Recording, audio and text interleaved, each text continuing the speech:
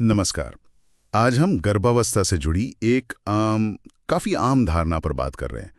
हमारे समाज में ये बहुत सुना जाता है कि पेट में दर्द कहाँ हो रहा है, इससे शायद बच्चे का लिंग पता चल सकता है। खासकर लड़के से जोड़ा जाता है इसे। क्या ये सच है?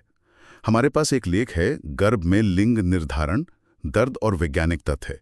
ये इन्हीं मान्यताओं और असलियत को देखता है। तो आज इसी में थोड़ा गहराई से उतरते हैं, समझते हैं ये धारणाएं हैं क्या और विज्ञान इस पर क्या कहता है। ठीक है, तो शुरू करते हैं। तो पारंपरिक रूप से क्या माना जाता है? यही ना कि अगर लड़का पेट में है तो दर्द पेट के निचले हिस्से में होगा या फिर वजन नीचे की तरफ महसूस होगा। हाँ, और कुछ लोग ये भी कहते हैं कि दर्द दाईं तरफ ज्यादा होता है, और कमर दर्द को भी कई बार इसी से जोड़ दिया जाता है। ये बातें तो बहुत फैली हुई हैं।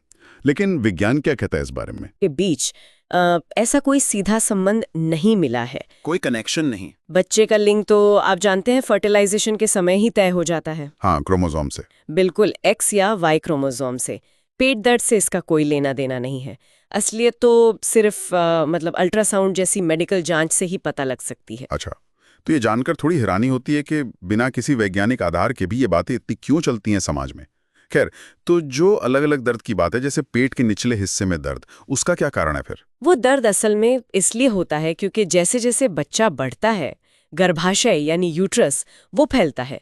इसके फैलने से आसपास के जो लिगामेंट्स होते हैं, लिगामेंट्स मतलब वो जो अंगों को सहारा देते हैं। हाँ, वही रेशेदार ऊतक, उन पर खिंचाव पड़ता है और यही खिंचाव दर्द जैसा महसूस हो सकता है।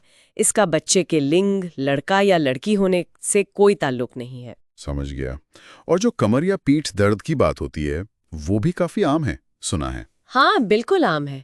प्रेगनेंसी में वजन बढ़ता है, शरीर का जो गुरुत्वाकर्षण केंद्र है, मतलब बॉडी का बैलेंस पॉइंट, वो बदल जाता है।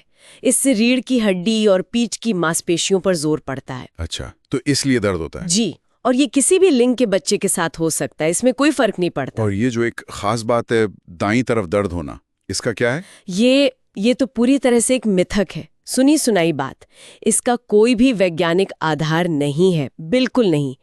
दर्द कहाँ होगा, ये ज्यादातर इस बात पर निर्भर करता है कि बच्चा पेट में किस पोजीशन में है। अच्छा, बच्चे की पोजीशन पर। हाँ, और बच्चा तो पेट में घूमता रहता है, पोजीशन बदलता रहता है, चाहे वो लड़का हो या लड़की, तो दर्द की जगह भी बदल सकती है। तो इन सारी बातों का निचोड़ क्या है? यही कि दर्द की जगह देखकर लिंग का अंदाजा लगाना ठीक नहीं रहा है, बच्चा किस स्थिति में है, इन सब बातों पर निर्भर करता है, लिंग पर नहीं। तो इन पुरानी मान्यताओं पर भरोसा करना सही नहीं है। सही बात है। वैसे अगर दर्द हो रहा है तो लेख में कुछ सामान्य उपाय भी बताए गए हैं शायद दर्द कम करने के लिए। हाँ, हल्के फुल्के दर्द के लिए कुछ चीजें मदद कर सकती हैं, जैसे हल्की कसरत है या योग, सही खान पान मतलब पोषण, पर्याप्त पानी पीना और आरामदायक मुद्रा में सोना, जैसे करवट लेकर पैरों के बीच तकिया लगाना। ये सामान्य दर्द में राहत दे सकते हैं। हाँ, लेकिन एक बात बहुत जरूरी है जानना कि डॉक्टर से कब मिलना है। अगर दर्द बहुत तेज हो या लगातार बना रहे या फिर उसके साथ ब्लीडिंग जैसा कोई और लक्षण दिखे, जैसे रक्तस्राव, हाँ, तो इसे बिल्कुल भी नजरअंदाज नहीं करना चाहिए। फौरन डॉक्टरी सलाह लेनी चाहिए, ये जरूरी है। तो कुल मिलाकर संक्षेप में कहें तो गर्भावस्था में दर्द होना आम है, पर दर्द की जगह बच्चे के लिंग का कोई संकेत नहीं देती। जरूरी ये है कि हम सुनी सुनाई बातों पर न जाएं, बल्कि वैज्ञानिक जानकारी और डॉक्टर की सलाह पर ध्यान दें। बिल्कुल, और ये सोचने वाली बात है कि जब विज्ञान साफ तौर पर इन मान्यताओं को नकारता है, फिर भी ये समाज में इतनी गहरी क्यों बैठी हैं?